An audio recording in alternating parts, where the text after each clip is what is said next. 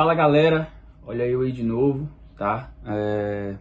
Como eu coloquei lá no Instagram uma enquete sobre qual o próximo conteúdo jogar aqui no YouTube, e a enquete meio que empatou, que foi o básico de Elliott, né? Já que tem muita gente que não conhece, ou muita gente que votou também hoje que conhece muito pouco, e a outra era zonas de negociações versus zonas de acumulação, né? E empatou as duas, e eu falei que ia começar pela teoria de Elliott aí, falando um pouco da teoria aí, uma teoria que consegue te mostrar aí, né, o fim ou o início de uma tendência, né? Já que a gente opera tendência, então é bem interessante a gente saber aí, com certeza vai ajudar bastante aí nos nossos trades.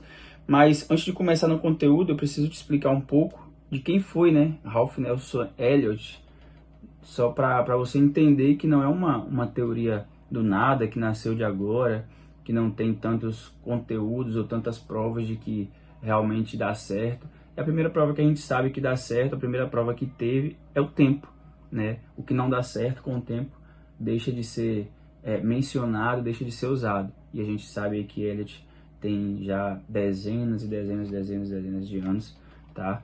E até hoje ainda é usado, tanto por players institucionais quanto varejos também, tá? Então vamos lá. Elliott nasceu no Kansas, né? Nascido no Kansas, e pela história dele a gente sabe que o primeiro contato com ele profissional ali na área de finanças foi como contador, né? E durante esse tempo como contador ele conseguiu até salvar algumas empresas da falência e tudo mais, e ele conseguiu destaque com isso aí. Elliott conseguiu, além disso, por conta desse destaque na área de contabilidade, ele escreveu alguns livros também que acabou sendo bem vendidos e bem estudados nessa área, né? Um tempo depois de alguns livros serem lançados nessa área, Elliott acabou sendo diagnosticado com uma doença, né, que era anemia, e ele precisou ficar de repouso. Por conta disso, ele acabou tendo que ficar de repouso em casa e tal, e não exercer a profissão que ele estava exercendo, e não ter tanto contato com o trabalho que ele estava exercendo na época.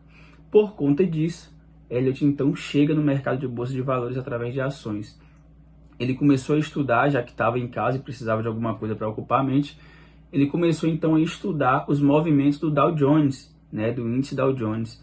E ele começou a perceber que os movimentos eram meio que fractais, né? Eram fractais, que são movimentos dentro de movimentos, tendência dentro de tendências, fundos dentro de fundos em times menores, né? Então ele conseguiu perceber isso, né? E o interessante é que não foi uma coisa estudada em uma semana, um mês, 5 meses, né? Elliott conseguiu mapear vários índices durante 75 anos. Não 75 anos de vida, ele pegou 75 anos dos ativos passados e foi mapeando no gráfico anual, no gráfico mensal, no gráfico semanal, no gráfico diário, de 1 hora e 30 minutos.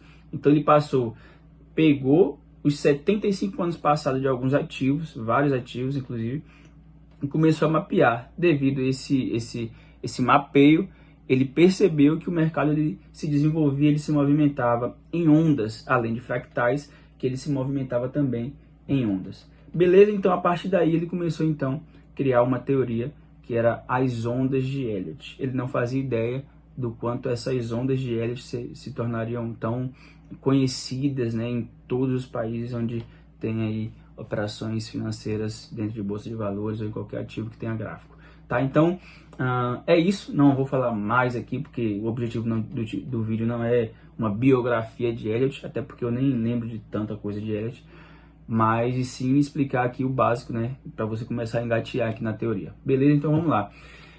Nessas teorias, Elliott criou também algumas regras, né, e eu vou copiar aqui, né, que eu tenho aqui um roteiro, e eu vou colocar aqui algumas regras das teorias de Elliott. A primeira regra de Elliott era, deixa eu ver se está dando para ver bem aqui, deixa eu aumentar mais. A onda 2, né, eu já vou te mostrar. Primeiro ele percebeu que o gráfico ele se movimenta em 5 ondas impulsivas que movimenta-se em uma direção, né, de impulsão. Então, é mais ou menos dessa forma aqui. Onda 1, 2, 3, 4, 5. Deixa eu aumentar aqui para vocês visualizarem melhor aí. Deixa eu ver, acho que tá dando para ver melhor aí. Isso aqui é uma onda impulsiva de alta, né? Então, uma onda 1, uma onda 2, uma 3, uma 4 e uma 5, tá? Então, isso aqui é uma onda impulsiva de Elliott, tá? Só que dentro dessas regras, a gente precisa entender que a onda 2, ou seja, essa onda aqui, de retração ou de correção de uma tendência de alta, ela não pode ultrapassar, tá? Ou não pode chegar a 100% da onda 1. Como, Eric? Isso aqui, ó. Ela não pode fazer isso aqui. Se ela fizer isso aqui, a onda 1 está desconfigurada, a gente não está contando o início de uma impulsão, a gente está contando alguma coisa de forma errada, tá? Então, se você começar a contar uma onda 1 e a 2 passar de 100% da onda de Elliott, da primeira onda, tá? Significa que você está contando essa onda errada. Geralmente ela pode até chegar próximo ou deixar pavio, tá? Você às vezes pode acontecer de ver ela deixar romper, voltar e ficar só o pavio rompendo ela aqui, ou até vir mais para cá, mas deixar um pavio grande lá embaixo, isso aí é só uma violação, não é um rompimento.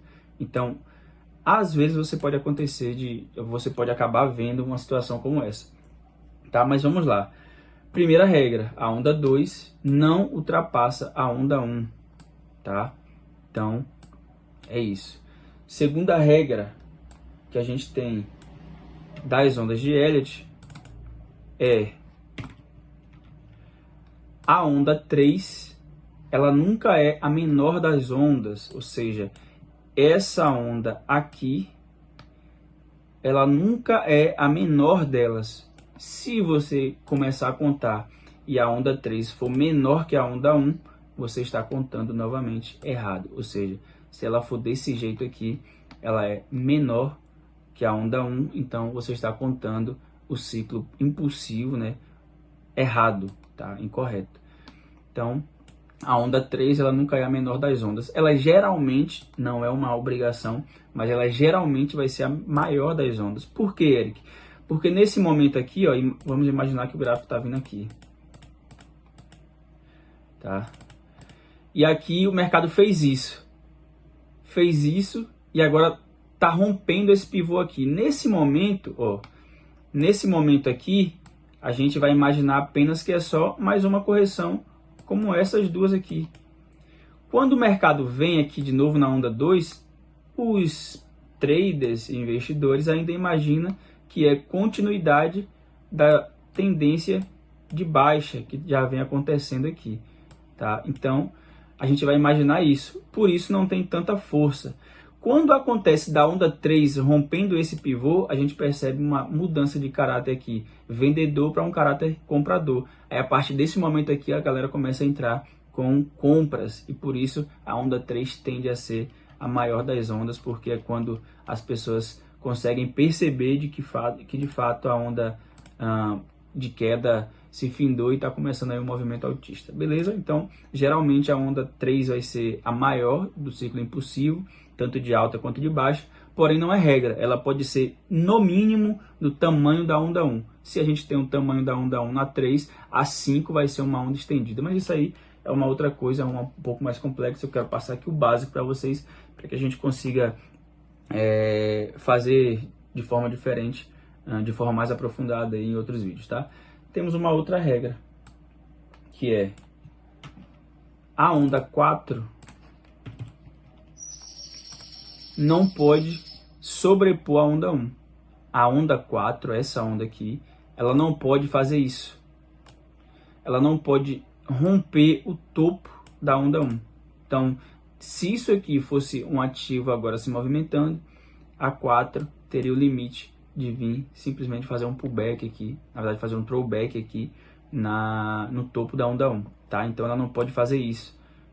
Ela pode chegar até o topo, fazer um throwback aqui e voltar para a tendência de alta, tá? Então as regras são essas das ondas de Elliott. Você precisa observar isso, porque vai te nortear, tá? Você não vai sair de uma onda contando uma 2 maior que a 1. Você vai saber que está errado, você está contando em um momento diferente.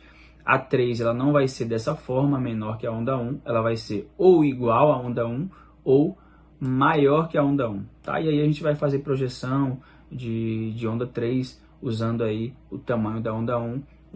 Ela pode chegar a 100% da onda 1 ou na Fibo de 161, tá? Opa, peraí, deixa eu fazer mais para cá aqui, ó, tá? Então, ela pode chegar em 100%, cadê? Isso aqui mesmo. Ela pode chegar em 100%, ou a gente pode fazer dessa forma aqui, ó. Pegar isso aqui, tá? Jogar para cima, e a gente sabe que no mínimo ela vai chegar no 100% da onda 1, tá? Ela vai ter 100% do tamanho da onda 1 ou 161 da projeção da onda 1, beleza?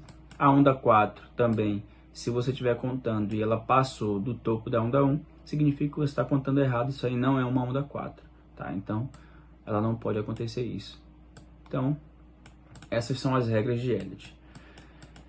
Elliott também identificou, tá? Vou tentar deixar aqui, acho que dá para deixar aí, que depois dessas 5 ondas, a gente tem um ciclo chamado corretivo, que são as ondas A, B e C. Então, é quando o movimento altista tem uma correção de uma onda A, B e C, tá? Então, geralmente, tá? Pode acontecer de ser assim. Cara, mas isso aqui também já é mais complexo. Só que uma coisa que você provavelmente vai ver muito é a C ser a maior do ciclo corretivo. Não é regra. A C tem que ser a maior, não é? Mas geralmente você vai ver, porque a onda C, ela é até caracterizada como uma onda devastadora, né? Que parece que o ativo vai fazer um movimento muito grande baixista aí. Ela pode vir aqui até o fundo aqui da onda 2, tá? Até o final da onda 2, ou ela pode chegar um pouco mais acima aqui, tá? Então, 1, 2, 3, 4, 5, A, B, C. Uma outra coisa interessante de falar, Eric, quando eu começo a contar, essa aqui era uma dúvida minha, tá? Quando eu começo a contar as ondas de Elliott, quando eu começo a identificar a onda 1, depois de uma quebra de estrutura, você vai vir, o mercado tá aqui em queda, tal. Aí ele faz isso aqui. O que acontece? Aqui a gente está identificando o quê? Oh, merda. Aqui a gente está identificando o quê? Quebra de estrutura. Que quebra de estrutura? Peraí. Que quebra de estrutura? Baixista. O mercado está rompendo fundos. Está sempre renovando fundo. Só que olha o que aconteceu aqui. O mercado não conseguiu renovar um fundo aqui. Fez o fundo mais alto e aqui ele rompe um topo. Ou seja, o caráter vendedor... Deixa eu fazer melhor aqui para você. O caráter vendedor se perde aqui, né? O que você pode usar também? O que se usa, na verdade, se usa bastante. Médias. Você vai ter uma 9 aqui próxima ao preço. O mercado veio aqui. Um exemplo. Rompeu a 9, você vai ter também a 20 aqui. O mercado rompeu a 20. Geralmente ele pode acontecer de fazer isso aqui, fazer um pullback aqui nas costas da média e nas costas da LTB aqui e voltar. E você tem aí uma onda 1 dentro de uma quebra de estrutura aí. As ondas, elas se dividem, ondas impulsivas, elas se dividem em 5 também. Então a onda 1, ela vai ter também 5 ondas aqui. Deixa eu botar de outra cor. Opa, peraí, deixa eu botar verde. 5 ondas aqui. Peraí. Botar branco, cinza. 5 ondas aqui. Aqui a gente vai ter um A, B, C, tá? Na onda 3 a gente vai ter também 1, 2, 3, 4 e 5. Na onda 4, tem uma outra coisa. Mas aí já é uma outra regra. Um ABC aqui. Só que o que acontece? Elliott também tem uma outra regra, e isso aqui é interessante você saber. Essa aqui acho que eu nem tenho aqui. Eu vou digitar aqui. Uma outra regra é regra da alternância, tá? Se a onda 2 for simples, a onda 4 será complexa. Como assim, Eric? Se a onda 2 for simples, a onda 4 será complexa. Como assim simples? Um ABC. Se isso aqui foi um ABC, a 4 ela vai ser um A, B, C, D, E, tá? Sempre vai acontecer dessa forma. É contra a regra contra a regra de Elliott, das ondas de Elliott, que aconteça um ABC na 2 e um ABC também na 4. Isso aí se chama regra da alternância. Ou pode acontecer de ser um ABCDE na 2 e ser um ABC na 4. Ou seja, se a 2 for complexa, a 4 vai ser simples. Se a 2 for simples, a 4 vai ser complexa, tá? A 5 também, como é impulsiva, ela é na direção da tendência macro, né? Na direção da tendência predominante do ativo no momento, ela também vai ter 5 ondas, tá? Então, a onda de Elliott, ela é caracterizada dessa forma: ondas impulsivas, ondas corretivas, e depois um ciclo corretivo, que aí é depois da onda 5, a gente tem aqui um ABCDE. Aí aqui muda. A gente sabe que, nesse caso do meu desenho aqui, a gente está vendo uma onda altista, impulsiva para alta, e se a gente sabe que tem um ciclo agora corretivo, o ciclo corretivo vai ser baixa. Então, a tendência predominante do ciclo corretivo, nesse ciclo de exemplo que eu estou usando, é baixa. Então, o que vai acontecer? Se é baixa, a gente tem a onda direcional da tendência, é a A e a C. Nesse caso de baixa, a B aqui agora que está subindo vai ser uma onda de correção. Então, o que vai acontecer aqui? O que a gente vai ter aqui dentro? 1, 2, 3, 4, 5 aqui, porque a A ela é direcional corretiva. A gente vai ter um ABC, podendo ser também um ABCDE aqui. E novamente 1, 2, 3, 4 e 5, tá?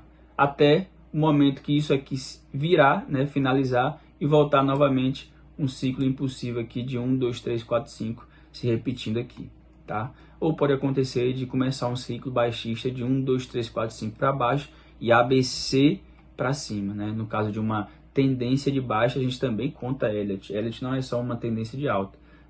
As ondas de Elliott acontecem também em umas tendências de baixa aí, tá? Então, eu acho que basicamente, para a gente começar as ondas de Elliott aqui no canal, é isso aqui. Você precisa entender que as ondas impulsivas se desenvolvem em 5 ondas, sendo elas 3 impulsivas. Uma onda de tendência são 5 ondas, sendo 3 delas impulsivas, 1, 3 e 5 impulsiva direcional, sendo 2 corretiva, que é a 2 e a 4. As ondas impulsivas, elas se desenvolvem em time frames menor ou em fractal menor, como 5 ondas também, ou seja, a onda 1, a 3 e a 5, ela também vai ter 1, 2, 3, 4, 5 dentro delas, tá? E as ondas corretivas, elas são, no caso da 2 e da 4, ela tem essa diferença de uma onda ser simples e a outra ser complexa, tá? Então, se a 2 for um ciclo de 3 ondas corretivas, sendo ABC, a 4 ela vai ser complexa, tendo 5 ABCDE, para dar início aí para a onda 5, tendo também 1, 2, 3, 4, 5, porque é uma onda impulsiva. Esse aqui é o direcional. O corretivo, a gente vai ter o ABC, aí nesse momento o A ele é direcional corretivo, né, direcional para correção, então ele vai ter também um 1, 2, 3, 4, 5. No caso da B, ela vai ser um ABC, ou podendo ser também um ABCDE, um complexo, e a C também direcional, ela vai se desenvolver em fractais menores como 5 ondas dentro desse fractal maior aí, beleza? Então, deixa eu mostrar para você aqui um pouco no gráfico aqui do Bitcoin. A gente tem aqui uma tendência de baixa. E aqui a gente quebra a estrutura. Então aqui a gente já pode começar a contar Elliott. 1, 2, 3, peraí. 3, 4 e 5, tá? Deixa eu tentar mudar de cor aqui, botar aqui assim, mais forte, para você perceber. Então, aqui a gente vê no gráfico diário do Bitcoin um fractal, né, de Elliott, um fractal e um ciclo de Elliott aqui, no caso de uma alta. O que a gente tem aqui? Um ABC. A gente pode ter esse ABC dessa forma aqui, né, já tendo divergências para voltar, ou a gente pode olhar esse ABC como um AB aqui, podendo vir um C ainda aí, mas a gente percebe que aqui provavelmente, ó, e se você reparar aqui, a gente vai encontrar 1, 2, 3, 4, 5, aqui um ABC e aqui 1, 2, 3, 4, 5, tá? Podendo aqui já tá começando aí no Bitcoin um novo ciclo de Elliott aí altista, tá? Mas isso aqui não é uma análise, é só para te mostrar aqui que a teoria de Elliott ela é aplicada de forma é complexa e tal, mas depois que você aprende aí, basicamente você consegue fazer isso aqui e ir diminuindo o time frame até conseguir uma oportunidade aí de operação. Beleza? Então, nesse vídeo é isso, né? Para não ficar maior e mais complexo, né? Então, a gente encerra aqui. Basicamente, Elliott é isso. Como eu comentei, é uma aula básica, não é uma aula mais complexa, porque tem muita coisa. A teoria é muito complexa, mas é uma teoria interessante que vale a pena a gente estudar aí. Pelo menos saber o intermediário aí, para a gente conseguir prever aí alguns movimentos. Beleza? Então, é isso. Tamo junto. Espero que você tenha gostado, espero que você tenha entendido. Comenta aí embaixo se você entendeu, se ficou alguma dúvida, porque a sua dúvida pode ser o tema de um novo vídeo aí. Beleza? Então é nóis, tamo junto e até o próximo vídeo.